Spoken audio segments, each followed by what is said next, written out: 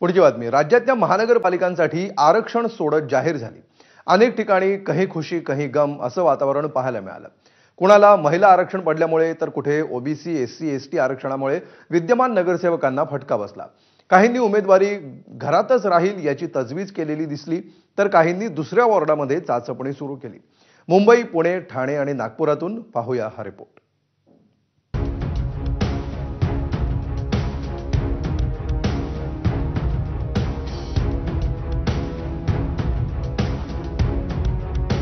महानगरपालिकांच्या रणसंग्रामात आज पुढच्या टप्प्याचं रणशिंग फुंकलं गेलं। राज्यातल्या वेगवेगळ्या महानगरपालिकांसाठी आरक्षण सोडत जाहीर झाले। या सोडतीनंतर काहींना आपला हक्काचा वॉर्ड गमवावा लागला। त्यामुळे प्रत्येकच पक्षात कुठे खुशी कुठे गम असं वातावरण।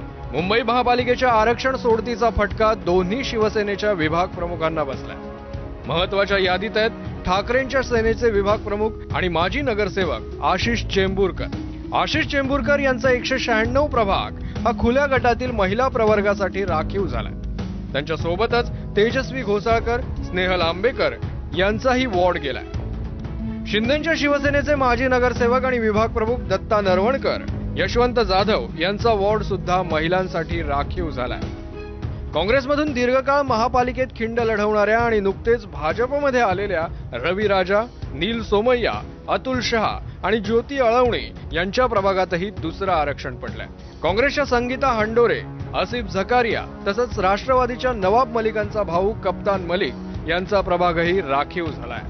मुंबई महापालिकेच्या आरक्षण सोडतीत 227 पैकी 50% जागा म्हणजेच 114 जागा महिलांसाठी राखीव आहे, तर 15 जागा अनुसूचित जातींसाठी, 61 जागा ओबीसींसाठी, तर अनुसूचित जमातींसाठी 2 आणि खुल्या प्रवर्गासाठी 149 जागा आरक्षित आहेत। ठाण्यात माजी नगरसेवक सुरकर यांना फटका बसलाय, तर प्रभाग क्रमांक 22 महिलांसाठी राखीव झाल्यानं माजी नगरसेवक सुनील हंडोरेंची संधी जाईल, पण त्यांच्या जागी त्यांच्या पत्नीची वर्णी लागण्याची शक्यता आहे। काहीशी तशीच अवस्था एकनाथ भोईर यांची झाली आहे। पुणे महानगरपालिका निवडणुकीसाठी आरक्षण सोडतीत अनेक दिग्गजांना फटका बसलाय।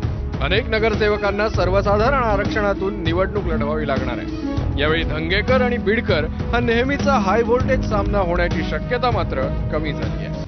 प्रभाग क्रमांक 24 मध्ये ओबीसी महिला आरक्षण पडल्यानं धंगेकर यांच्या पत्नी लढतील, तर गणेश बिडकरांना सर्वसाधारण जागेवरून निवडणूक लढवावी लागणार आहे। 2017ला मोदी लाटेत धंगेकर यांनी गणेश बिडकरांचा पराभव केला होता। माजी सभागृह नेते श्रीनाथ भिमाले, माजी उपमहापौर सिद्धार्थ धेडे, माजी नगरसेवक अविनाश बागवे, सनी निम्हण, युवराज बेलदरे, प्रकाश ढोरे, प्रकाश कदम यांना आता सर्वसाधारण गटातून निवडणूक लढवावी लागणार आहे। नागपुरातही काहीसं असंच चित्र आहे। काँग्रेसच्या प्रफुल्ल गुडते पाटील यांच्या प्रभाग क्रमांक 38 मध्ये 2 जागा महिलांसाठी तर 1 जागा अनुसूचित जातीसाठी आरक्षित झाली आहे। त्यामुळे प्रफुल्ल गुडते यांना प्रभागातून निवडणूक लढवता येणार नाही। भाजपच्या प्रगती पाटील यांना प्रभाग क्रमांक 14 मधून आता खुल्या वर्गातून लढावं लागणार आहे। तीच गत भाजपच्या नागेश सहारे, विजय चुटेले, अभय गोटेकर आणि बसपाच्या जितेंद्र घोडेस्वार आणि काँग्रेसच्या रमेश पुणेकर यांची झाली आहे। आता या सोडतीनंतर तिकीट वाटप करताना मात्र सगळ्याच पक्षांची समीकरणं बदलणार हे नक्की। ब्युरो रिपोर्ट, एबीपी माझा।